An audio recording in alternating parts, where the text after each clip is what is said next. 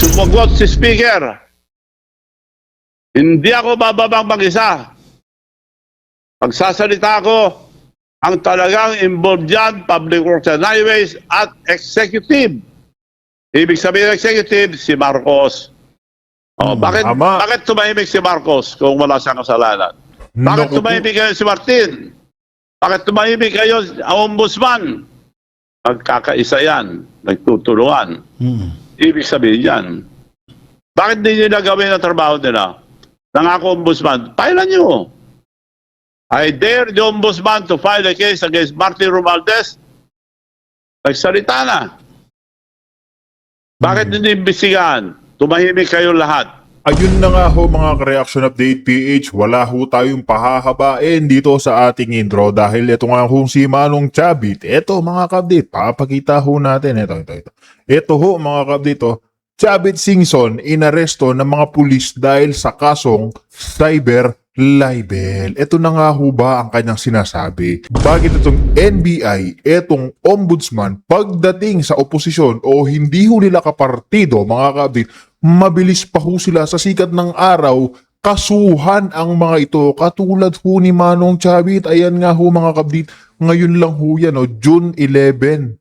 Ngayong hapon ho yan mga ka-update, maggagabi sisilim na ho, na bigla ho siyang dinampot inaresto. Ganyan ho katindi. Ito nga hong administrasyon ito. Bakit nga pagdating kay Martin Romualdez, wala ho silang masabi. Mismong si Kong Saldico, mga ka-update, si Manong Chavit, pinaglalaglag na ho sila dyan sa flood control project. Sa flood control, billion, trillion, 100 billion, yung mga kickback ho nila. Bakit nananahimik ko yung si Martin Romualdez? Di ba nagsalita ho siya noong nag-resign sa bilang speaker na madadamay, lalaglag niya lahat mga DPWH, executive, pinangalan niya ni executive. Ibig sabihin mga kabdit, executive, yung mga mayor, presidente, yung mga matataas kong katungkulan. Bakit ngayon mga kabdit, hindi ko siya inaaresto? Mismong si Manong Chavit, hinamon niya itong NBI, ombudsman. Ba't hindi inaaresto ito si Martin Romualdez kahit na alam na sangkot na siya sa flood control? Kasi nga ho mga ka-update, sila rin ho ang nagpapatakbo dyan sa gobyerno. Dyan sa malaking sindikatong nangyayari ho sa ating bansa. Kaya tignan nyo ho, mauuna ho, mas nauna pa hong kasuhan ng cyber libel itong si Manong Chavit. Nagsasalita lamang ho siya ng kanyang mga nalalaman patungkol sa kabalbalan ng gobyernong ito. Pero bakit nananahimik ko sila pagdating dyan sa mga presidente? Pagdating dyan sa mga congressman? Isipin po ninyo si congressman, sinibak ko sa kamara. Ano ho ba sinabi niya? Pinaglalaglag niya lang naman ho yung mga magnanakaw. Tapos ngayon nagka-blue ribbon. Yung 18 brave Marines mga kabdit, pinakita na ho yan lahat ho ng mga senator ni Baligod mga kapatid, pati yung mga letrato ho ng mga ex-marines na noong sundalo pa sila. Pinakita niya ho lahat yan. Pero bakit ayaw ho silang paniwalaan? Kasi nga ho, yung mga media outlets, binabayaran din ho nila yan. Meron ho silang shareholder. Kahit si Martin Luther King, may shareholder ho yan na mga hindi na ho natin papangalan ng media. Pero marami ho sa kanilang mga balita, yung mga ipinapakita ho sa TV, mga bayaran ho yung mga yan. Yan ho yung kinatatakot. Kaya kung pagtakpan ho nila, yung amo ho nilang ngagba, akala mo ho talaga mga kakabdi, napakalinis. And isipin po niya na yung matanda si Manong Chavit, inaresto ng mga pulis sa kaso libel. Pero yung mga nagnanakaw ng bilyon-bilyon, trilyon-trilyon, nananahimik ho sila. Wala ho silang sinasabi. Ganyan ho katindi yung gobyerno. Isipin po ninyo, pati ang mga nasa majority ngayon, ginigipit din ho sila. Sila Sen Jinggoy, ayan, nauna pa ho si Sen Jinggoy. Di ba? Ito si Chis Escudero, mantakin po ninyo yung bumaliktad. Ganyan ho kawalang hiya itong administrasyon. Para nga naman mga ka-update, ma-absuelto ho yung mga isinasampang kaso ho sa kanila. Ito pa si Joel Villanueva, may ugong-ugong na ho yan nababaliktad na rin daw ho. Lahat ho sila. Ginagawa na ho yung mga yan. Bakit to? Para ho pagtakpan yung kanilang kapalpalan. Tinatakot ho nila yung mga nasa majority. Tinatakot ho nila. Ganyan ho kawalang iya. Lahat ho ng panggigipit, mga naging kaalyado ng Duterte, hindi ho nila titigilan. hanggat sila ho'y nakaluklok dyan, hinihintay lang ho natin yung 2028 presidential election. Bakit ho natin hinihintay? Siyempre ho mga ka-update, Duterte lang ho yung kayang humawak. Malinis ho, kamay na bakal. Tanungin ko ho kayo mga ka-update, ano hong gusto nyo? Kamay na bakal o kamay na malikot? Ayan, rektahan ho tayo. Diba? Kamay na bakal, nakita naman ho natin kung paano namuno yung isang former President Duterte. Marami hong bumilib, sumaludo sa ating bansa. Dahil nga ho sa kanyang pamumuno. Yung turismo ho noon mga ka-update, sobrang dami. Bakit to? Kasi nga mga ka-update, takot ho yung mga addictus, yung mga gumagamit ng white powder, yung mga lalaking abusado sa mga babae, natakot ho sila sa Duterte. Kaya kakaunti, hindi man ho naubos, nakaunti na lang ho. Hindi ho katulad ngayon, lantaran na. Lantaran na ho yung kawalang hiyaan ng mga kriminal. Halang na ho ang kanilang mga bituka. Kaya kung ako mga ka-update 2028 presidential election na lang ho talaga ang pag-asa natin. Hanggat sila ho'y nakalukulok, uubusin ho lahat nila yung mga freedom of speech. Katulad ho no? Ayan, ni Manong Chavit, ni Congress Miao, yung mga nasa majority. Diba? Tinatanggalan ho nila ng boses yung mga taong may alam diyan sa matinding korupsyon ng gobyerno. Kaya mga ka-update, pakinggan ho natin ito naging interview dito kay Manong Chavit Singson. Kaya update, kung bago lang ho kayo sa ating channel, isang like, isang share, isang subscribe lamang ho. Malaking tulong na yun. Kaya update, pasada na ho natin ito. Rekta na ho tayo. Ng bayan. Hindi po pwede mangyayari yan. Hindi po tayo pwede pabayaan ng ating Panginoon na manatili ang kasinungalingan. Lalabas na lalabas po ang katotohanan. Malalaman niyo po sa susunod na mga araw. Pagpatuloy, nahinto lang dahil nagkaroon ng lindol sa Mindoro. Sa Mindanao, at sa sir. Mindanao. Oo. So, pagkatapos noon, maibigay lahat ng tulong. Lahat ng tao tumutulong ngayon doon. Yung mga 6 na portable na kitchen natin, 6 na portable na ospital, hindi makapunta po sa Mindanao. Mahaba yung biyahe. So, tumulong na lang tayo ng konting pera para makatulong doon. Marami kasi tinamaan. Oo. So, pagkatapos noon, saka lang itutuloy. Magdasal po tayo na hindi tayo maubusan ng oras habang nakaupo pa si Peter Alan Cayetano as President of the Senate. Dahil pagbalik nila, hindi nila alam kung may babaliktad na nabili nila, natakot. Baka may bumaliktad, magpapalit na po ng Senado. Sana po makapagsalita uli sila grupo ni Peter Alan Cayetano para mailabas tuloy-tuloy ang katotohanan. Oo. Yun lang po ang inantay natin lahat. Dahil lahat ng kalaban natin sa gobyerno ay sinungaling. Ayaw nilang lumabas ang katotohanan. Pag nagpalit ang liderato ng Senado, mababaw na sa limot ang mga katotohanan. Yun po ang ginagawa ngayon ang mga administrasyon. So magdasal po tayo lahat para maituloy na makita, malaman ang taong bayan kung sino yung mga magnanakaw, malalaman na po natin sa susunod na pagdinig sa Senado.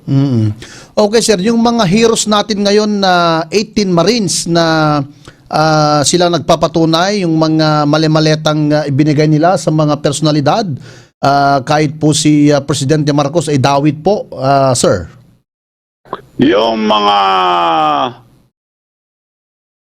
18 Marines, sir. Ang ginagawa naman ngayon ng administrasyon, yung mga nagtatakip sa mga magnanakaw, sinisiraan sila ngayon lahat. Mga kargador tayo, mga medyo, mga bodyguard, at may mga record. Ibang direksyon nila, dapat investigayin nila kung sino yung tinuturo nila para lumabas ang katotohanan. Baliktad, inimbestiga sila kung anong kredibilidad nila. Huliin mo lang yung magnanakaw para makita natin ang hustong katotohanan. So maliwanag po na pinagtatakpan nila yung mga magnanakaw. Oo. Tama. So, dapat po pagbalik ng hearing sa Senado, yung Cayetano Black po, sila dapat ang mag-imbestiga po sa Blue Ribbon, sir?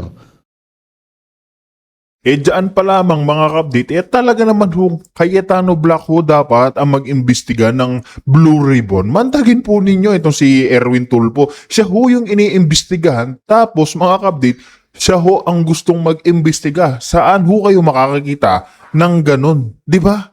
Ikaw yung akusado, tapos ikaw ang mag-iimbestiga.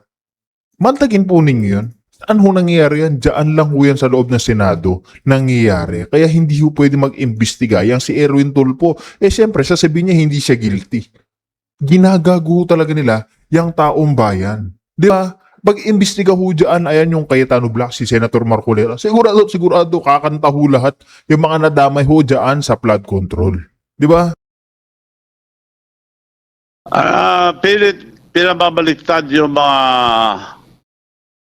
lumalaban dahil kinakasuhan lahat. Kagaya ko, kinakasuhan ng plunder. Available yan. Hindi naman totoo para masabi lang na may kaso ako. Kung galawin nila yung walang laman. Ginamit lang para siraan ako. Ngayon, naghahanap sila kung paano ako sampa ng kaso. May nagsampa yata sa Bigan at nagdala pa ng bagong judge para lang mapahiran ako ng cyber. So, okay lang dahil hindi naman totoo yan. Kaya ang advice ko sa mga nambubuli, sa mga oposisyon, sa national, sa Bigan, isipin nyo po kung saan kayo magtago pag nagbago administrasyon. Huwag po kayo masyadong mayabang, nambubuli at kanya-kanyang panahon yan. Pag nagbago administrasyon, ano ang mukha nyo? Saan kayo magtatago? I hope wag kayo magtago. Kagaya namin, hindi kami nagtatago. So, sa lahat ng mga nambabatikos dyan, sa ating lalawigan, ay alalahanin nyo na hindi lahat ng araw ay sa inyo. Madali na po magbago, malapit na po ang pagbabago. Mananalo tayo dahil nasa atin ang katotohanan. Reminder sa mga mayayabang, nagbibintang, Bigan at buong Pilipinas. Nakalimutan nyo na kung saan kayo hanapin nyo na kung saan kayo magtago naman. Dahil puro sinungaling ang sinasabi nyo, hanapin nyo kung saan kayo magtago. Dahil kami hindi nagtatago. Dahil puro kasinungalingan ang sinasabi nyo, mapaparusahan din po kayo. So, yun lang po. Ako'y nagpapasalamat na bigyan ng pagkakataon, makipanayam sa ating mga kababayan, lalong-lalo na dyan sa Ilocosur, at lahat na nakikinig sa buong mundo. Nagpapasalamat ako sa pagkakataon na ito at bigyan namin ng parangal lahat ng mga bibihira na po ang mga radio station, mga TV na nagsasabi ng totoo. Yung mga iba, sandali lang, pinagtatakpan pa yung mga magnanakaw. So, bilib ako sa mga nagsasalita pa rin ng katotohanan. Marami pa rin radio station dito na hindi nila kayang bayaran.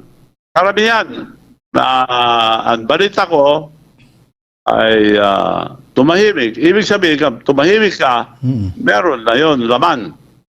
So, sana po mag-isip-isip kayo, huwag kayo masyadong mapuli dahil hindi po lahat ng araw ay araw nyo. Darating ang pagkakataon, huwag po kayo magtago at kami hindi nagtatago, sasagutin namin lahat yan dahil nasa amin ang katotohanan at asahan nyo na pantay-pantay ang trato namin sa lahat. Sir, sa inyo po. Kung meron kayong tanong, pwede kayo magtanong. Okay. Sir, sa inyo po, mayroon po bang mga kumakausap sa inyo na wag ka nang magsalita, tumahimik ka na? Meron po ba kayong mga ganong pangyayari, sir, sa inyo? May mga lumalapit? Marami na lumapit. Tatanggalin daw una. tatanggalin daw yung STL sa Ilocosur, ibibigay daw sa kapatid ko na umahawak sa Ilocos Norte. Ay, okay lang. Hindi ko pwede pagtakta ng pagnanakaw. So, nagawa nila, hindi naman tatagal yan. Okay lang. Pero, saan kayo magtatago later on? Huwag kayong manakot. Tinatakot nyo lahat yung mga mayors. At hindi po maganda yan. Okay lang. Mag-test po tayo. Malapit na po. Okay. Next month po, July, so na ng presidente, sir, magwa 1 year na next month yung nung nagsimula itong issue ng flood control. Hanggang ngayon, hindi pa natatapos ang investigasyon at di pa linalabas kung sino talaga ang mastermind dito, sir, sa issue na ito. Sinabi ko na yung mastermind, napakaliwanag. Sabi ni Presidente Marcos, by December, maraming makukulong. Nasaan yung mga nakulong? Wala. So, sinungaling po yun. Yung mga mastermind, magaling magsinungaling. Nasaan yung mga nakulong? Wala. Wala pa. Meron isang nakulong sa ospital. Pag-oposisyon sa sa binangguhan. Yun po nangyayari. So, maliwanag. Ito lang sabihin ko para maintindihan nyo. Nag-announce, tinuturo lahat ang mastermind. Dalawa lang mastermind. Yung magpinsan, si Martin Romualdez at saka yung pinsan niya, buong magpinsan. Tinuturo lahat ng tao. So, linaglag na yung isa, yung ginamit nila, si Saltico, nagsalita na. Ito, tandaan nyo nag-announce ang ombudsman. Dapat walang kinikilingan niyang ombudsman. Justice yan eh. But siyang may hawak ng batas na fair supposed to be. Walang kinikilingan. Nag-announce. Kakasuhan namin si Martin Romualdez. Nag-announce na dyaryo, lahat. After a few days, sumagot si Martin Romualdez. Malinis ako, hindi ako bababa na mag-isa. Ibig sabihin may kasabwat siya. Tinuturo niya Public Works and Highways at saka executive sa taas. Ibig sabihin si Bongbong yon, Marcos, ang kasabwat niya. Ano nangyari? Nag-file ba ang ombudsman? Wala. Tumahimik ang ombudsman, tumahimik si Martin Romualdez, tumahimik si Presidente. Ibig sabihin, nagtakipan sila. Maliwanag. Ulitin ko, nag-announce ang ombudsman, kakasuhan namin si Martin Romualdez, speaker. Sumagot si speaker. Hindi ako bababang mag-isa. Pagsasalita ko, ang talagang involved dyan, Public Works and Highways at executive. Ibig sabihin executive, si Marcos. Bakit tumahimik si Marcos kung wala siyang kasalanan? Bakit tumahimik kayo si Martin? Bakit tumahimik kayo ang ombudsman? Nagkakaisa yan. Nagtutulungan. Ibig sabihin yan. Bakit hindi nila gawin ang trabaho nila? Nangako ombudsman, pailan nyo. I dare the ombudsman to file a case against Martin Romualdez. Nagsalita na. Bakit hindi imbestigahan? Tumahimik kayo lahat. Nawalan kayo ng boses, dila, hindi na kayo mga magsalita. Pero kung oposisyon, agad-agad kinukulong nyo. Oo nga, sir eh. Po, ang sinabi niya, kaya mauhuli mo rin sila sa kanilang grupo. So awa ng Diyos, ina-assure ko sa inyo, hindi po tayo pababayaan ng ating Panginoon dahil nasa atin ang katotohanan. I'm sure of that, 110%. So magtiis po tayo, malapit na po mahuli yung mga magnanakaw. Tingnan nyo yung mga magnanakaw, tahimik. Pag ginamit sila, umatake, kumakagat. So, yun po ang nangyayari. Ngayon, binabayaran na ngayon lahat ang mga barangay captain. mag-download na sila ng mga pambayad sa mga barangay captain para in the future, magamit nila. Tanggapin niyo po. Pera ng gobyerno yan. Tanggapin niyo po lahat ang mga barangay captain. Hindi nila gagawin ito kung walang anomalya na gusto nilang pagawa. So, lahat ng barangay captain sa buong Pilipinas, tanggapin niyo po yan. Kulang yan yung binibigay niya na pera mga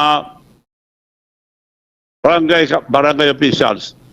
So, yun lang po pwede ko sabihin ngayon. Nagbayad na lahat.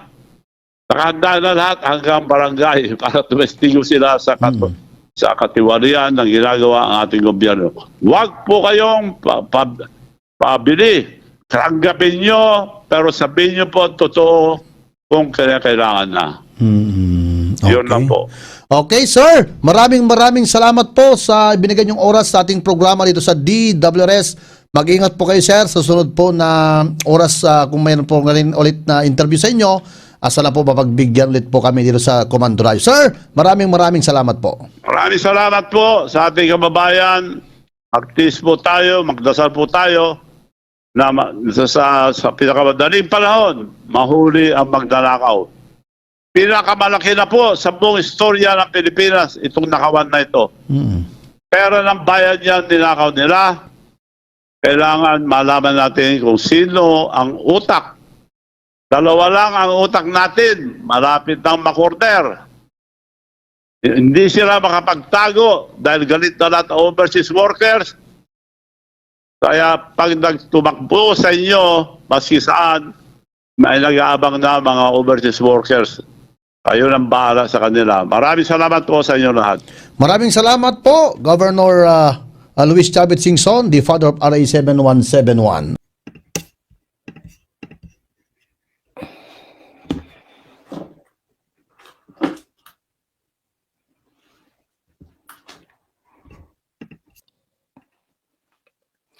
All right. Yes. Hello. Hello, mic test. Are you okay? Hey. Okay, we're good, 'di ba? Naririnig niyo ang ating boses. So bago tayo mag-umpisa, gusto ko munang batiin ang mga nagbe-birthday ngayon. Syempre ang dalawang una, no? Dalawang lahat importante. So gusto ko munang pasalamatan si Ate Ana Ortiz. 'Di ba? Ate Ana ng Austria, nako, mukhang nagkakaraoke at nag-happy na naman kayo diyan.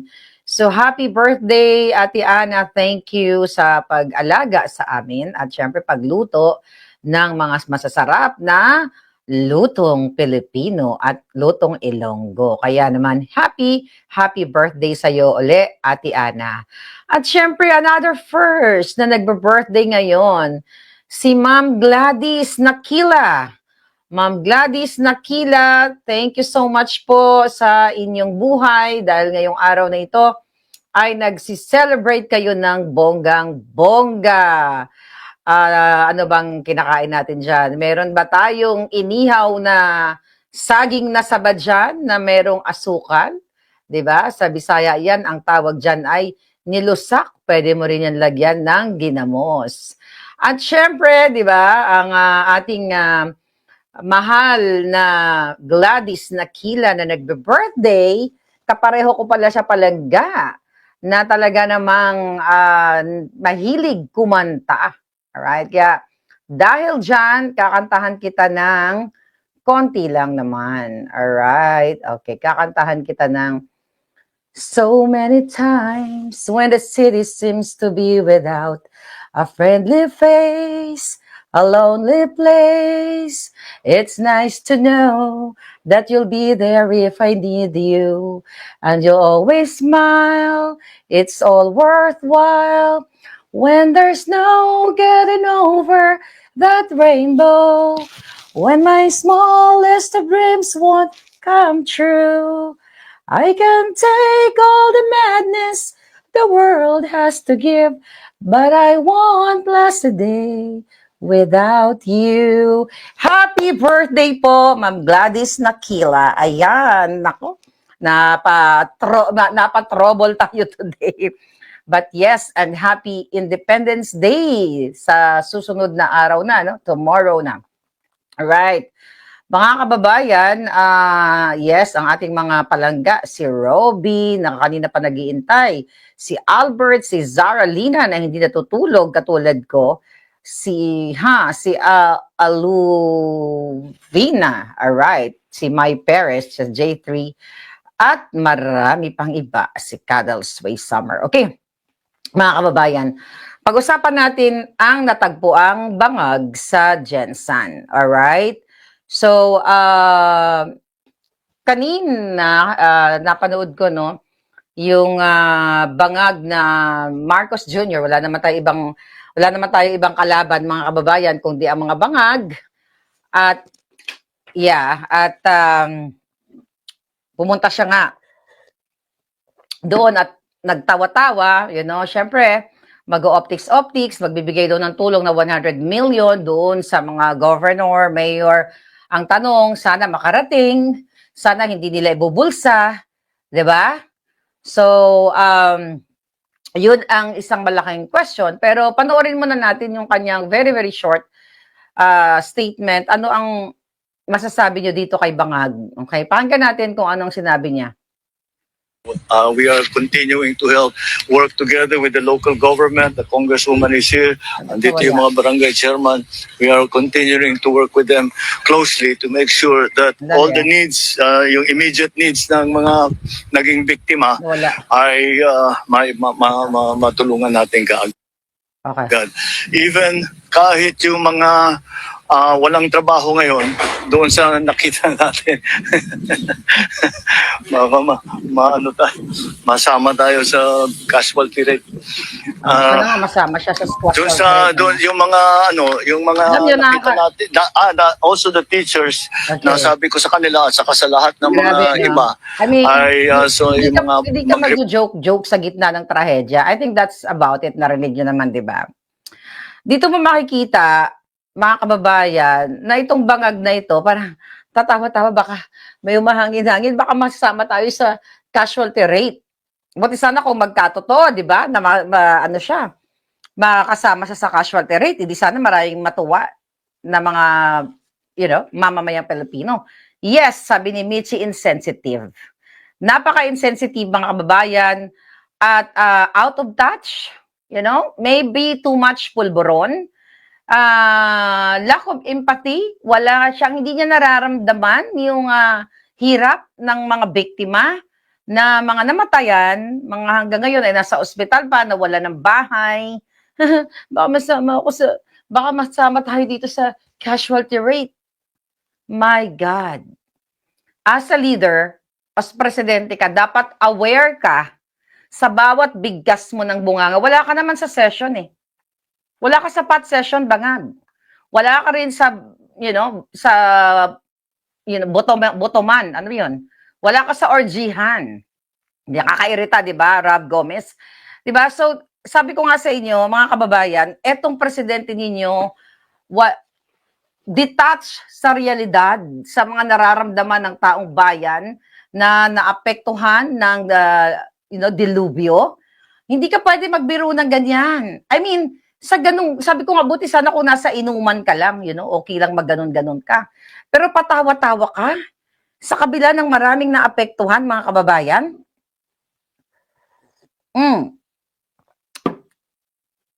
Ngayon, sinasabi ko nga sa inyo, ang ibig sabihin nito, yung ginagawa ni Bangag, pumunta na siya dyan para mag-optics. Pero, mga kababayan, wala sa puso niya, kasi puso niya naman itim, di ba? Wala sa puso niya, wala sa utak niya na yung nararamdaman ng mga nagpipighati, yung mga namumroblema ngayon, paano nila itayo yung kanilang mga bahay. Di ba? Ano ang kanilang nararamdaman? Maaring iba naputulan ng paa, naputulan ng kamay, yung iba nga nawala na, tapos natawa-tawa ka. Nakakagigil, di ba? Nakakagigil. Kasi hindi ganyan, presidente, hindi naman doon joke-joke lang. Buhay po, delubyo ang naranasan ng ating mga kababayan. Although, syempre, ang press release magtulong-tulong.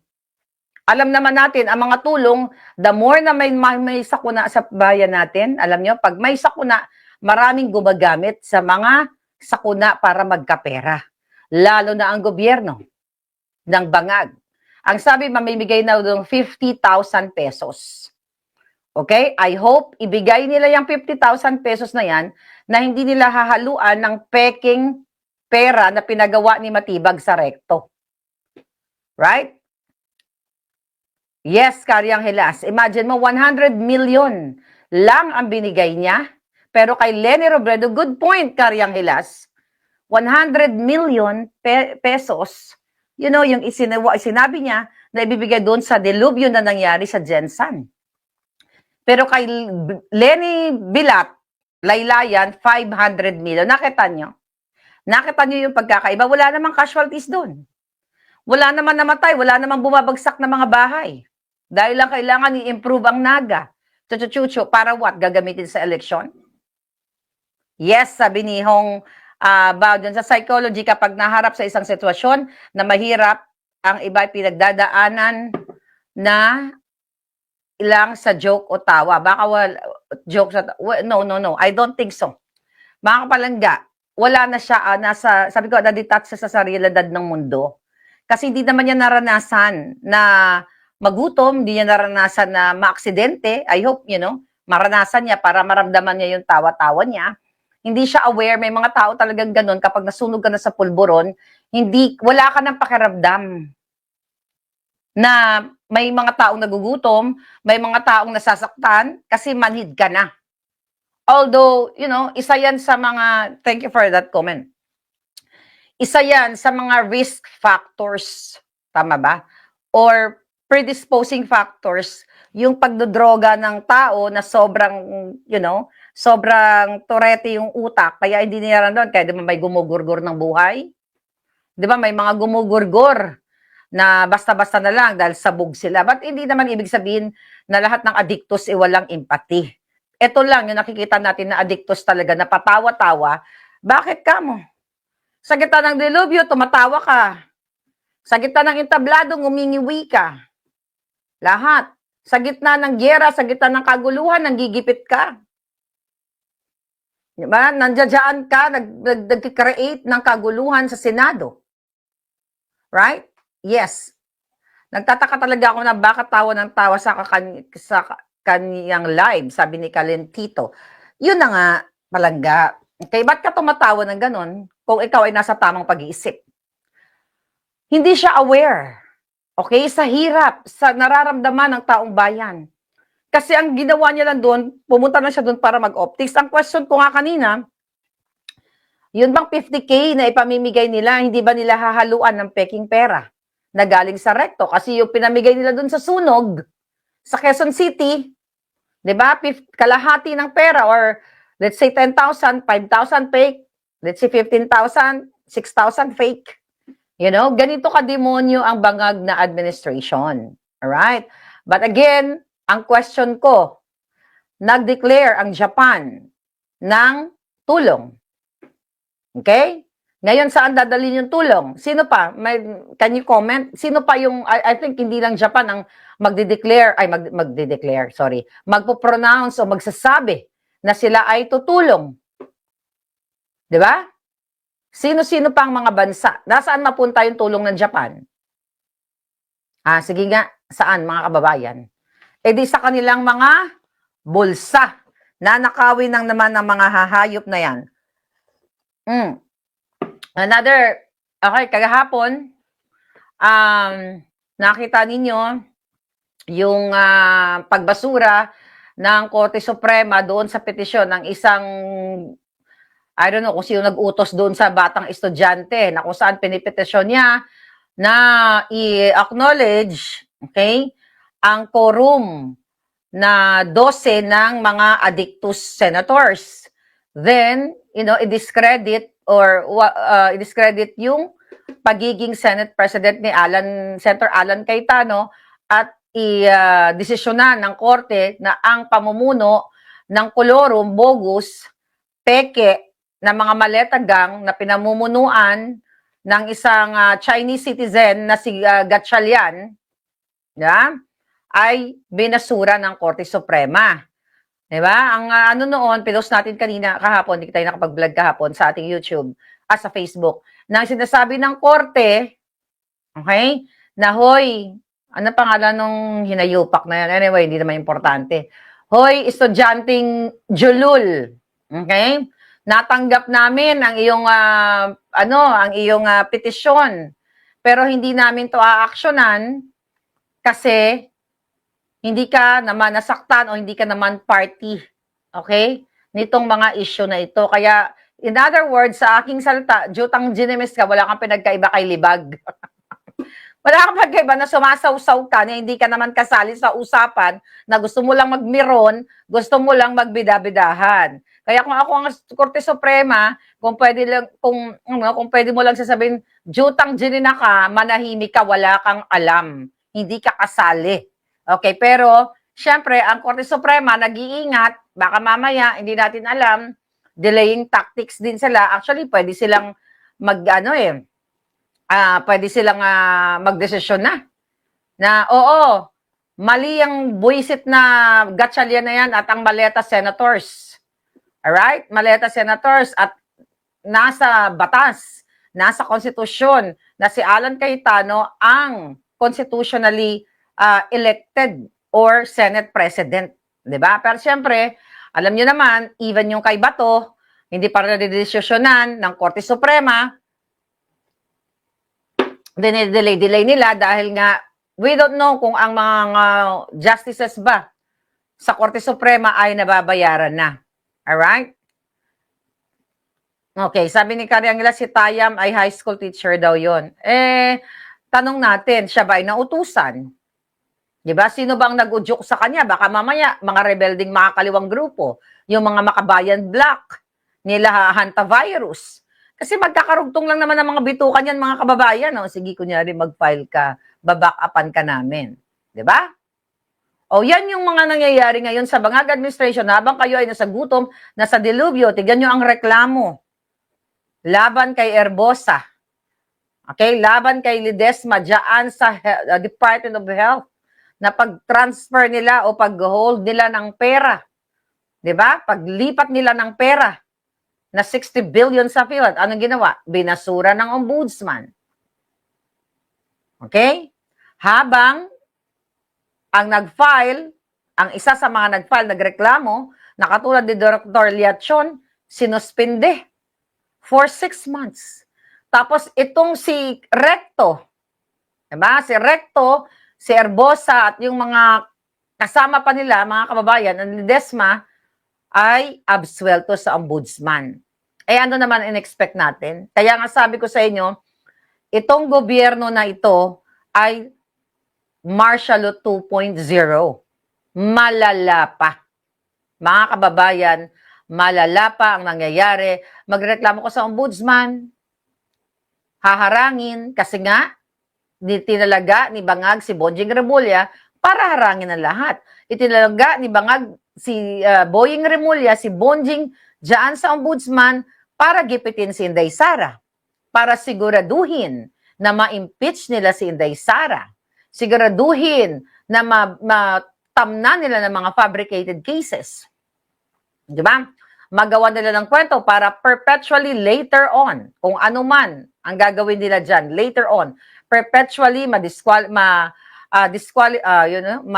ma-ban na, okay, si Inday Sara sa pagtakbo. But syempre, magagaling ang mga abogado ni Inday Sara, hindi nila hayaan, yung mga panggigipit kay Inday Sara. Ano expect natin dyan kay Remulla? Lahat ng irereklamo mo dyan sa ombudsman, haharangan ni Remulla dahil yan ang trabaho niya. Tignan mo, di ba? Jinggoy Estrada, Abilisma, kulong. Chis Escudero, absuelto dahil bumaliktad. See? Wala talagang hustisya sa Pilipinas. Ngayon, mga kababayan, yung kajutang Senate, Senate chaos na yan dyan, nag-release ng statement ang AFP. Ano sinasabi ng mga yawa sa AFP? Okay, nag-release sila, press statement. Dahil dyan sa kaguluhan at di umano na magkakaroon ng bang bang bang or kaguluhan, chuchu-chuchu na sinasabi ni Lacson. So nag-release ng statement, basahin ko lang to saglit. Press statement on the reports of brewing discontent with the army ranks. Okay. Okay. The Philippine Army is aware of the recent statement of Panfilo Lacson regarding the alleged brewing discontent within the ranks of the organization. May statement kasi si Lacson. We assure the Filipino people that the leadership of the Philippine Army remains fully committed to the care and well-being of our soldiers. Our troops are being taken care of, and mechanism are in place to address their needs, concerns, and overall welfare. The morale and welfare of our troops remain our paramount consideration. Through responsive leadership, continuous engagement, and institutional support to ensure that our personnel remain motivated, professional, and focused on their mission. Eh baka naman, natatakot lang, okay, na mawalan ng trabaho itong mga troops, itong mga army na ito. Dahil wala naman talaga silang, itong mga general na ito, dahil wala naman silang ginawa kundi tumanggap ng maleta. Okay? At sabi dito, as a disciplined and professional organization, the Philippine Army stands firm in our oath of service. Wow, talaga lang Okay?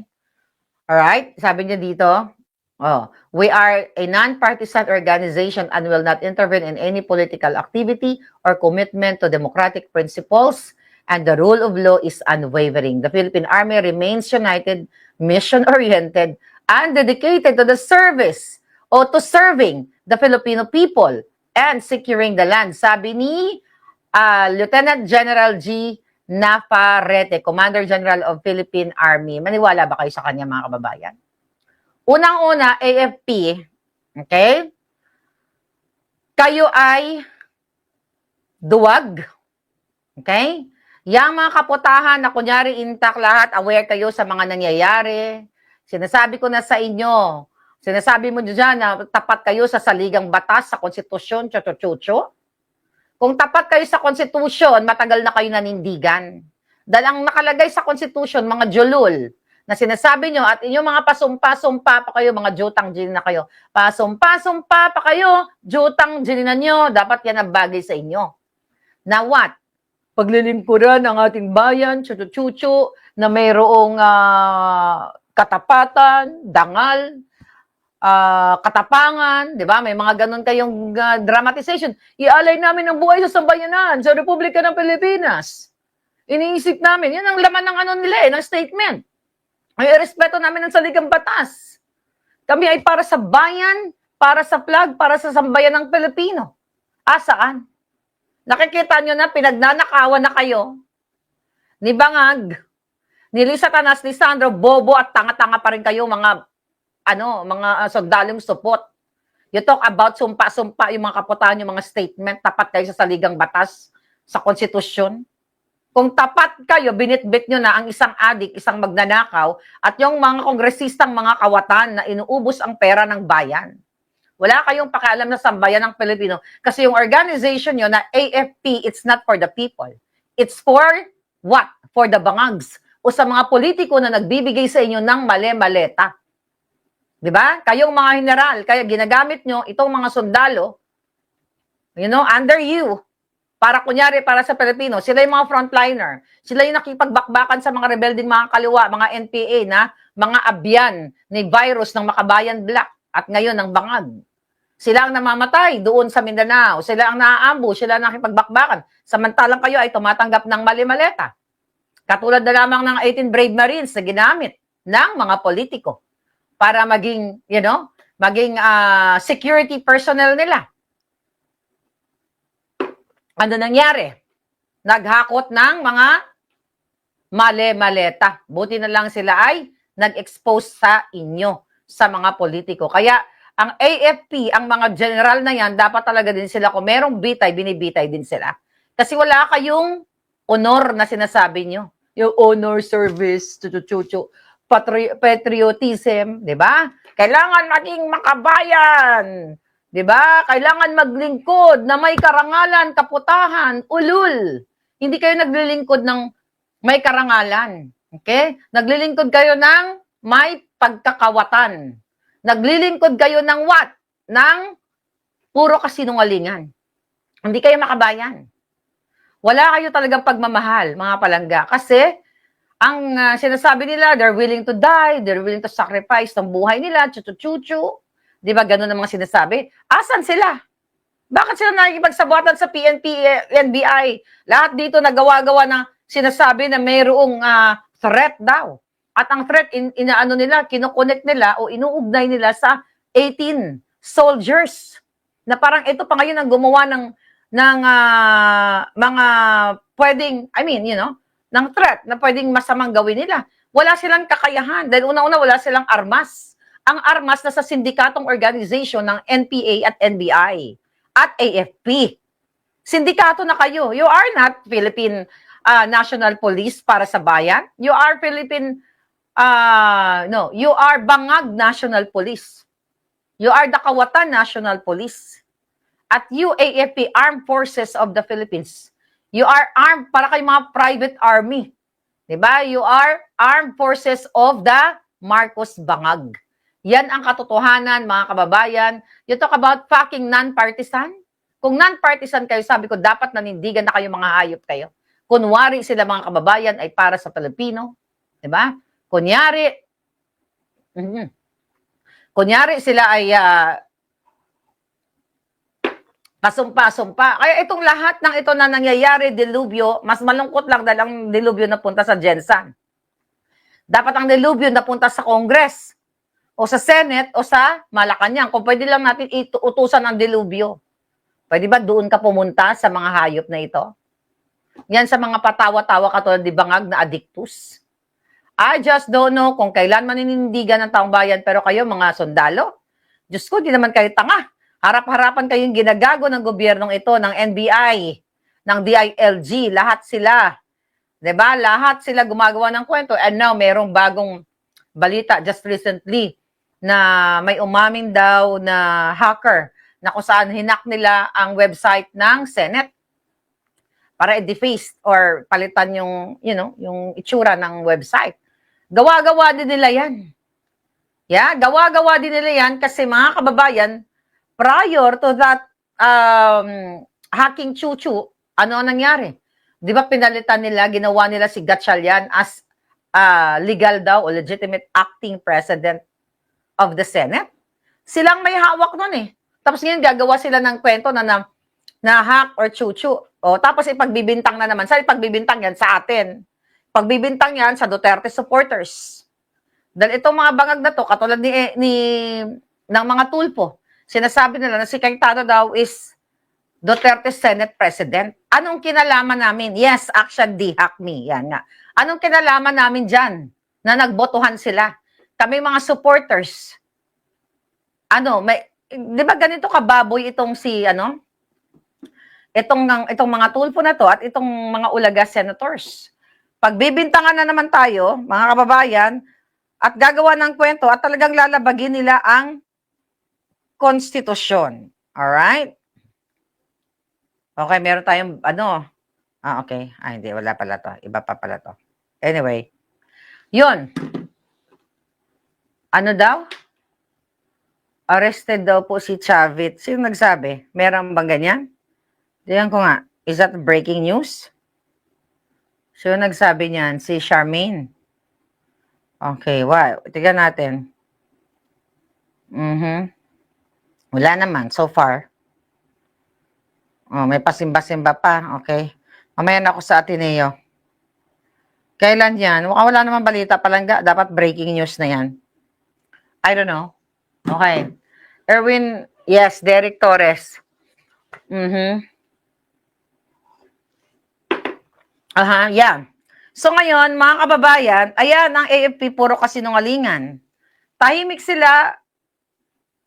Kailangan pa yata ilabas ni Carly Diskaya yung 150 na mga solons o mga politiko na nakatanggap kasama ang mga pare o mga AFP generals maybe kasali doon. Yeah, 150. Kailangan pa ba nilang antayin yan? Tapos itong si Garin, Janet Garin, pasumpa-sumpa pa sa puntod ng nanay at tatay daw niya. Okay, na wala daw siyang ninakaw. Ulul! napangalanan ka at nadeliveran ka, sabi ng 18 Marines, huwag kang sinungaling, Degvac siya queen. Okay? Pero again, ang binabaliktad at kinakasuhan ay ang 18 brave soldiers. Katulad nga itong si Gary na ito, nag-file na naman ng kaso kahapon, laban dito sa 18 Marines kasi pinangalanan siya na tumanggap din siya ng mali-maleta. So nakita ninyo, kaya wala ng batas sa Pilipinas. Kapag may whistleblower, ikaw ang kakasuhan. Katulad ko. Ako ang una lahat nag-expose dyan. Alam nyo yan. Kinakasuhan, fabricated crime, andyan sa Pilipinas. Pilipinas at Amerika, di ba? Pinipilit nila tayong itutumbag. Ganun ang bangag. Marcos. Martial Law 2.0. Mas malala. Kasi mas addict ito. Ngayon, mga kababayan, ano pang ginawa nila? Yesterday, sinupina din si Mike Defensor. Sabi nga ni Atty. Topacio, yung supina nila is copy-paste. Pumunta na si dating Congressman Mike Defensor in the past, diba? I think last month, dahil ganun din ang kanilang mga panira. O sangkot ang asawa ni Mike Defensor. Chuchu sa human trafficking, ganyan-ganyan. Gagawa ng kwento, di ba? Tapos ano sabi ni Topacio? Wala naman, di naman daw siya inibistigan. Ang supina niya, copy-paste. Ang question natin is ganito. Ang hilig nila magkwento na sangkot sa human trafficking, si ganito, si ganyan. Pero, yung information na ibinigay ng 18 soldiers na si Erich Sylvester ay nag-human traffic, bumibili ng bilat sa kung saan-saan para lapain nila, ayaw nilang imbestigahan. Actually, kapapasok lang na chika boom boom, tatanungin natin. Right? Tanungin natin itong ang mga tulfo. Okay. Ang sabi sa akin, okay, ito. Okay. Sis, itanong mo kay okay? Itanong mo kay tulpo, totoo ba? Ito kayong mga tulpo. Totoo ba na sa Balay Luna, KTV bar kayo, bumibili ng mga bilat? Balay Luna, shout out sa Balay Luna KTV bar. Okay, ano bang meron dyan? Okay? According sa ating information dito, right, na mayroon daw dyan mga foreigners din. Ano ba yung Balay Luna? Dati daw itong Sir William Hotel. Right? At underage ang mga kababaihan. Ayan. Kahit naman manawagan tayo sa NBI, sa DILG, sa lahat ng ahensya na para i-raid yan, tignan kung may mga minor de edad na mga babae dyan. Allegedly, nagbebenta ng bilat at dyan, bumibili sila tulfo. Anyone? Sino nakakaalam dun sa lugar na yon? Erich and Erwin, totoo bang bumibili daw kayo ng bilat dito sa na to? Balay Luna? Akala ko ba kay TV lang yan? May bentahan ba ng laman dyan per kilo? Balay Luna, shout out sa inyo. Ayan. Totoo ba na may ganyang aktibidades dyan sa Balay Luna? Anong meron dyan? Dapat kantahan lang yan. Kakanta tayo ng Carpenters. Such a feeling's coming over me. Diba? Magta-top of the world tayo doon. So, ayan, panawagan sa NBI. Panawagan sa DILG.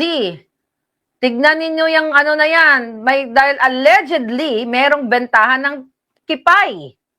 At allegedly, si Tulpo ay dyan bumibili ng kipay. Kaya ba sila nabibigyan ng mga tip? You know? Well, sanabi yan ng 18 Marines. You know? You talk about human trafficking. Kung underage yan, may kalalagyan sila sa batas. Pero sa Pilipinas, walang batas. Ngayon, sa panahon ni Bangag, kaya kahit i-report mo yan sa police, sa NBI, kung i-report mo, yan, yung ganyang particular na KTV na yan. Kunwari, dyan si Erwin, si Erich Sylvester, si Bendalo, bumibili ng bilat, underage. Papansinin ba nila yan? Siyempre, hindi nila papansinin kasi magkakasabwat sila. Ayaw ni Satanas, ayaw ni Bangag na malaman nyo na ang kanyang mga bangag senators ay mga lumalapa ng bilat ng may bilat. Yan. Yan ang katotohanan, mga kababayan, na mga pangyayari sa ating bayan. Then now, shout out sa mga Atenista, shout out sa Ateneo, human rights, chuchu-chuchu. Kayo mga jutang ginimis kayo. Ang ingay-ingay nyo nung panahon ni Pangulong Duterte na you are concerned about the human rights sa mga EJK chuchu ninyo, na mga ginorgor. Ayan, sarili nyo ng tao. Okay?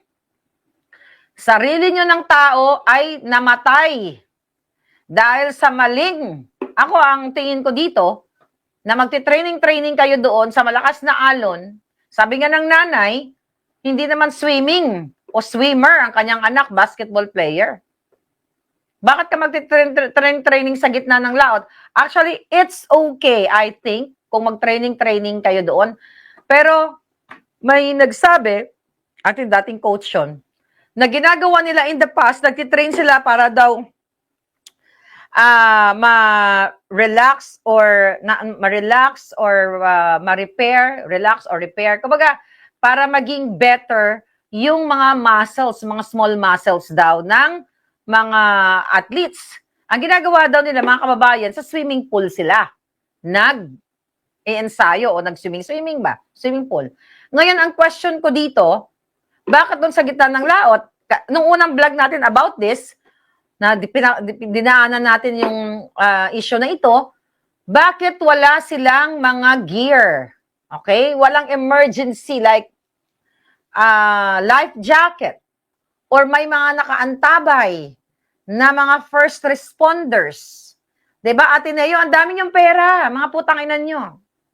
Dakdak kayo ng dakdak ng human rights, ba't hindi kayo mag-rally at bigyan ng justice? Etong si Rene at si Divine. Diba? Yung inyong dalawang players. No lifeguard. Exactly, Derek Torres. Alam niyong malalim yun. Ang tanong, marunong ba mag-swimming itong dalawa? Nakita niyo, ako sa nakikita ko dito, meron ditong kakaiba na dapat maimbisigan kasi parang nowhere to found. Ang ngayon, ang coach, yung, what's that? Anong pangalan nun? What's that? Pangalan ng Jolol na yon. Basta yung coach siya nagdala doon. Ngayon, mga kababayan, ang ginagawa nila, they talk about human rights. Yes, Ashan D. Kapag sila ay galit sa isang politiko, katulad kay Pangulong Duterte, dahil tinatamaan sila, Coach Tab, yes, Derek Torres. Okay? Tinatamaan sila sa kanilang mga kapatanan. Huwelga sila ng rally, justice for the EJK victims. Pero yung sarili lang ni-recruit na 2 players, ano nangyari? Pinagtatakpan pa. Although sabi, imbestigahan.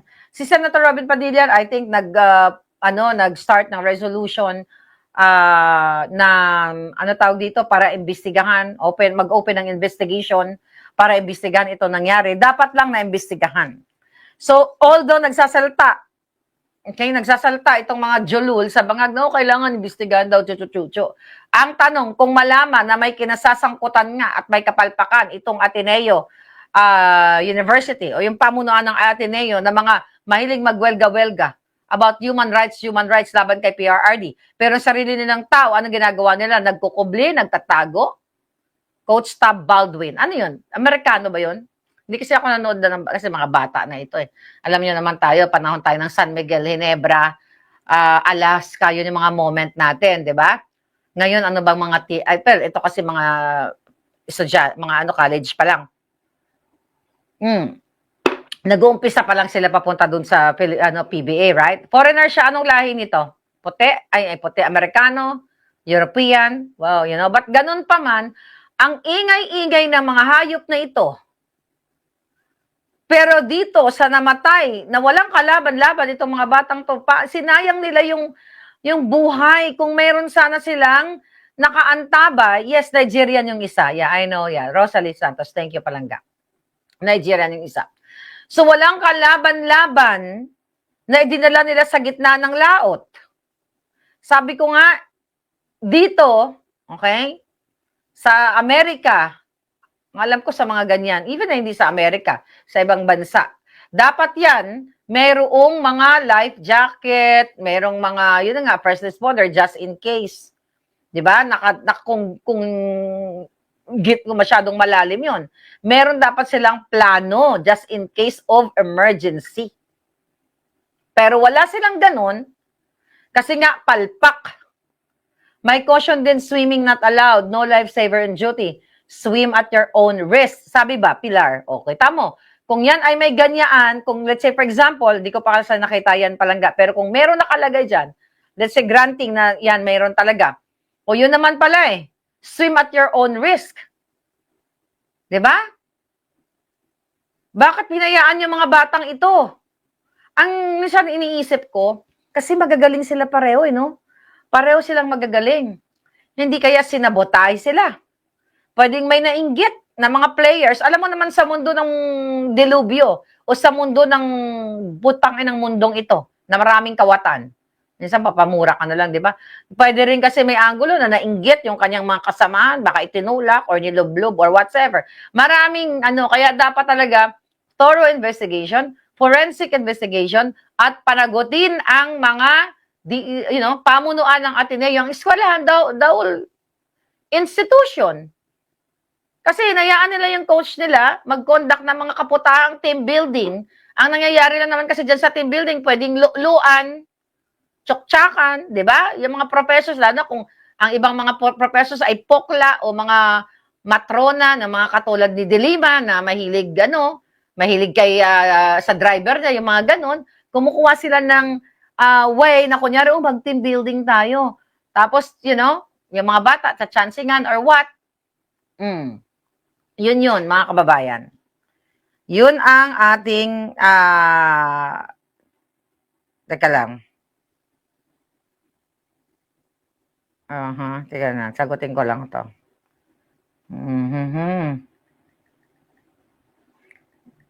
Yeah. Oh.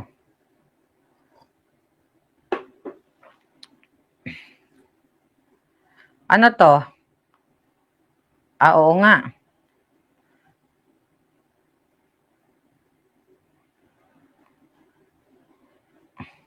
Oo nga, totoo nga ito. Breaking news, Inaresto nila si Singson.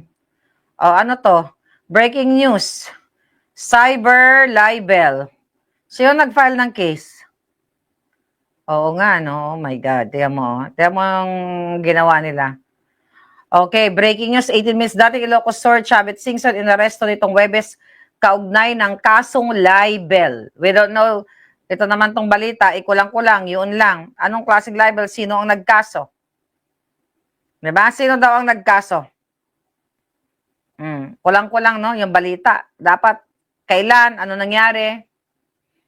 Siyempre, si Singson, ginawa na naman nila ng paraan yan dahil isa ring maingay laban sa mga bangag. Lahat tayo ikukulong.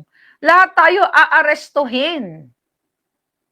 Pag-usapan namin yan yung Manong nung nasa Prague.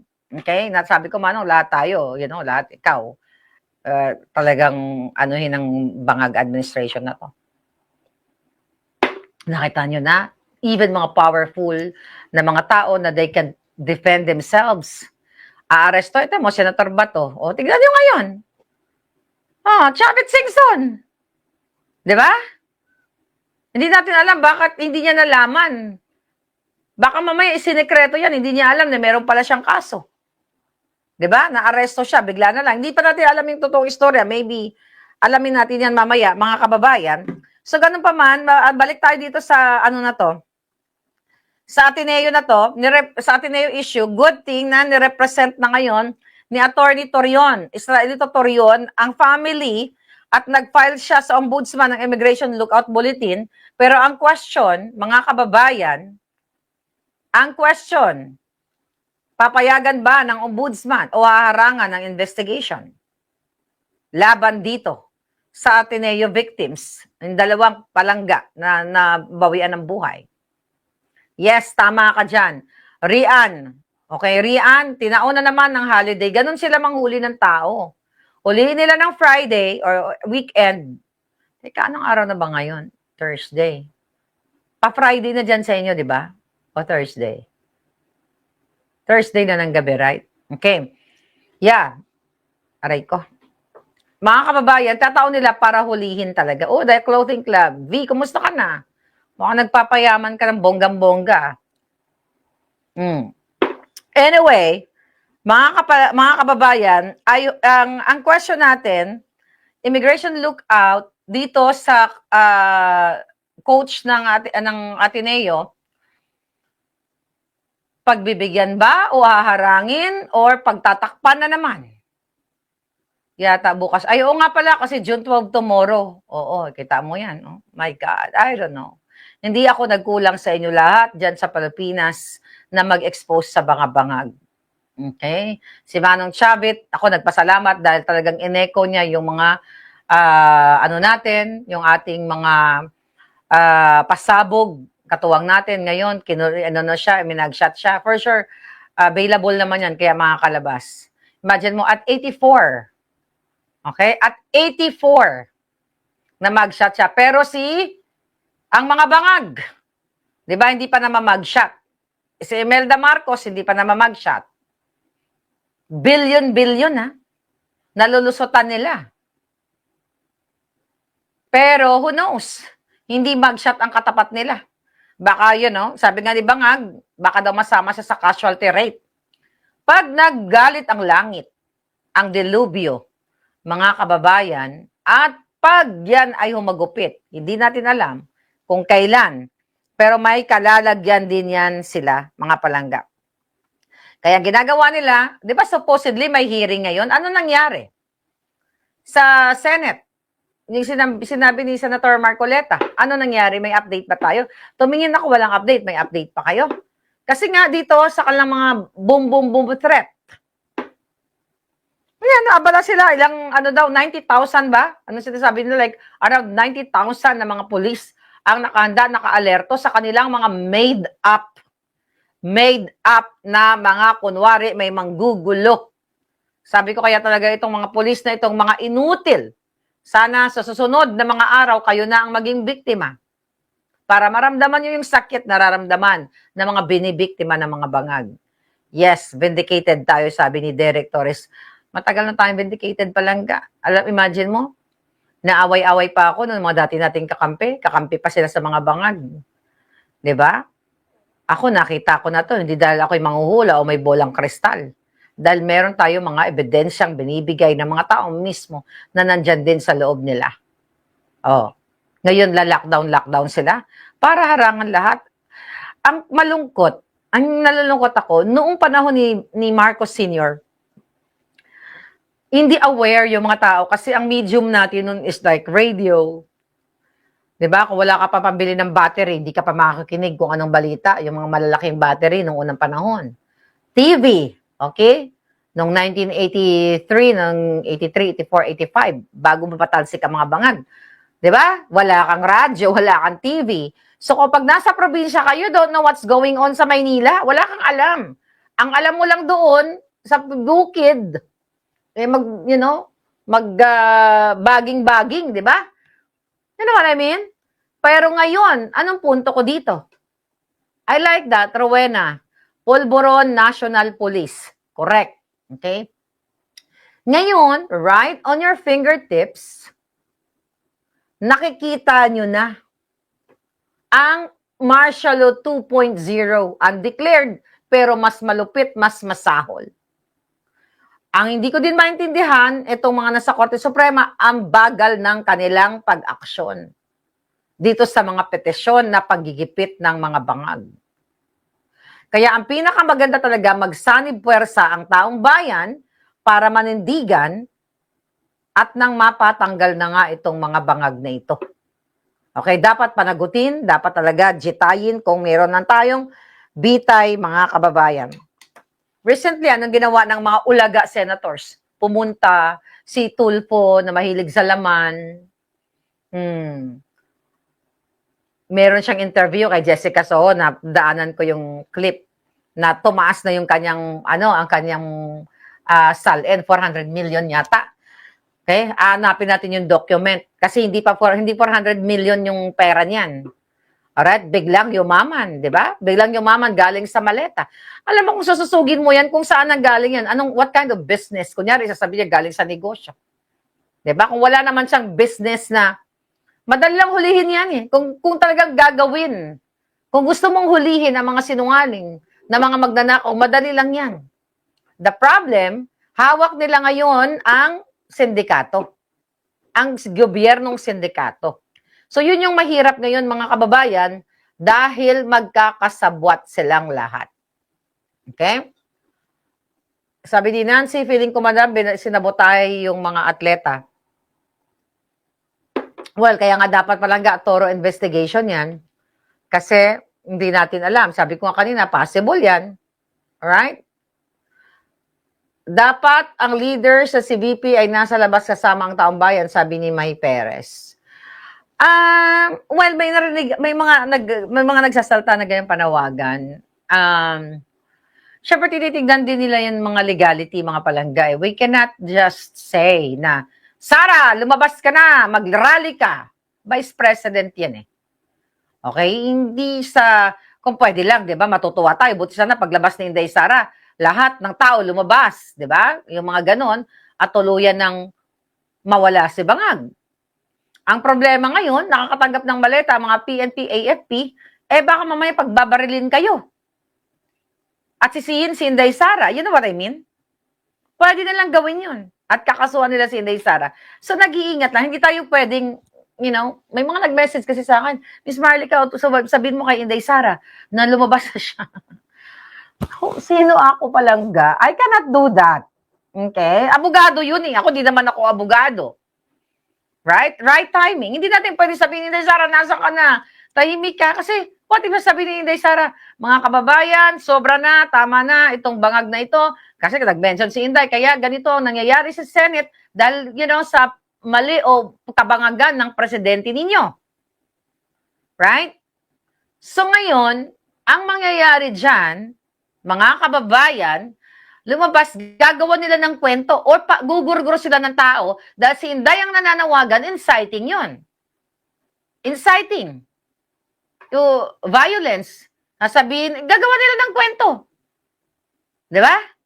So, kawawa naman si Inday Sara. Tinamnan na nga nila, tapos isisisi sa kanya. So, for me, nag-iingat lang ang ating Vice President sa mga galawan niya. Nasa tamang panahon yan, sabi nga nung nag-comment kanina. Right? Hinayaan nga lang natin na kidnapin si PRRD, may magagawa ba tayo? Yun na nga, sabi ni Thea, the apricot. Yes. Kaya sabi ko, nasaan na yung mga, nasa likod ni PRRD? Naduwag ba sila? Kaya nga ganito yung ginagawa sa atin eh. Nagtagumpay sila sa kidnapping kay PRRD. Kaya, sabi natin na nakala natin katapusan na nila, mag-aaklas na ang taong bayan dahil sa pangingidnap nila. Nalusutan nila, kaya ngayon patuloy yung kanilang kababuyan.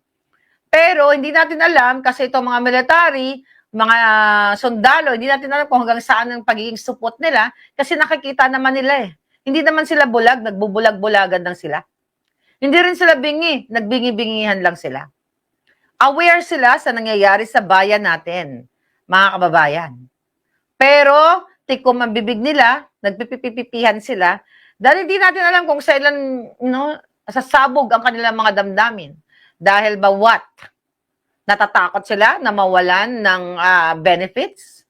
Sabi ko nga, kung majority lumabas, at manindigan, di talo yung mga general na tumatanggap ng maleta. Hindi sila matatanggal sa kanilang pwesto. Hindi matatanggal yung kanilang benefits. Right? So yan ang nakikita natin dyan, mga kababayan. Nagtanga-tangahan, nagbibingihan, sabi ni Maydon. Exactly. Yes, Nanette Cornea. Yung atleta, nilagyan daw kasi ng weight ang mga kamay at paa. May mga lumalabas na anggulo. But meron din na kuha na CCTV na binubuhat, wala naman daw ang angkla sa paa. Who knows? Who knows? Kasi may mga pasa, who knows na hindi nakuha, pagkuha nila doon, itinanggal na nila, di ba? Pwede yun. Hindi porket sinabi na nakuhaan sa video, nanonood tayo ng mga mga crime scene movie or what do you call that? Documentary. Nakikita natin yan. Akala mo walang nangyari. Yung pala, prior to that, itinanggal na. So makikita mo lang yan sa investigation sa forensic kung totoo na nilagyan ng weights. Kasi may mga pasa, may mga hindi ba ipaliwanag na mga pasa sa katawan. Yeah, Top Shot video. Yes, nakita ko yon. Yung Top Shot video, malay natin, bago ahon yun, tinanggal na. Inutusan ng coach. You know, I'm just giving you the possible scenario na hindi nakita ng CCTV, na hindi nahagip. Kaya, sabi ko nga, itong mga atinista na ito, na they talk about human rights, pero tahimik sila sa mga biktima na katulad ni Rene at itong si Divine ng Nigeria. Dapat talaga managot sila, mga kababayan.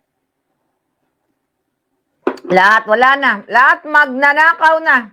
Lahat, ultimong mga pangyayari. Iko-cover up yan. Kapag may foul play yan, you know, iko-cover up yan. Sa mga atinista yan, mga elite-elite ang mga hayop. Oh, malakas kay Bangag sa pagtatakpan at pagtatakpan nila. Right? Kuya Nick, watching from Saudi Arabia. Ang pamilya ni Divine, pa-autopsy ang katawan. Yeah, darating, you know, talagang ipoforensik yan. But ang question natin ngayon, gaano ka-accurate itong forensic, na ito, investigation. Anyway, mga kababayan, I'll be back. Okay? Text natin si Manong kung ano nangyari sa kanya. Makibalita ako kasi I'm worried kung ano yung kaso. Hindi pa natin nabasa. Magbabalik tayo at sana gumising na kayo. Sana lang. Grabe, sana matapos na itong dilubyo sa bayan natin. I'll see you again later. Thank you.